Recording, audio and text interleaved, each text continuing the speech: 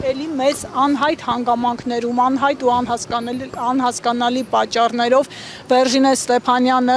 ուղեկցվել է իրավապահ մարմինների կողմից համապատասխան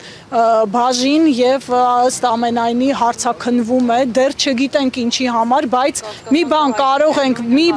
նույնը չէ, այլ հանգամանքներ են հավանաբար, բայց մի բան կարող ենք պնդել, որ սա քաղաքական հետապնդում է, սա գործող թույլ իշխանությունների կողմից փորձ է մեր կանանց միջոցով փորձել ճնշել մեզ, բայց ես մի վատ նորություն ունեմ նրանց համար, մեր կանայք չեն վախենում նման հետապնդումներից, ուժեղ Հայաստանը չի վախենում որևէ հետապնդումից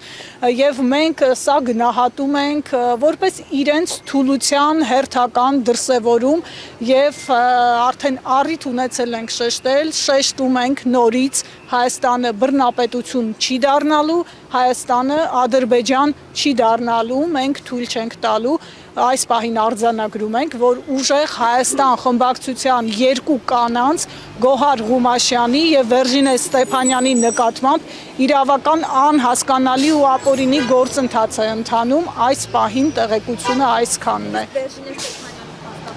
Փաստաբանի անունը այս պահին չեմ կարող ասել, իդեպ շեշտեմ մի շատ կարևոր հանգամանք, երկու կանայք մայրիկներ են, բազմազավակ մայրիկներ են, արդեն գիտեք, որ Գոհար Ղումաշյանը 3 երեխայի մայր է, նրա փոքրը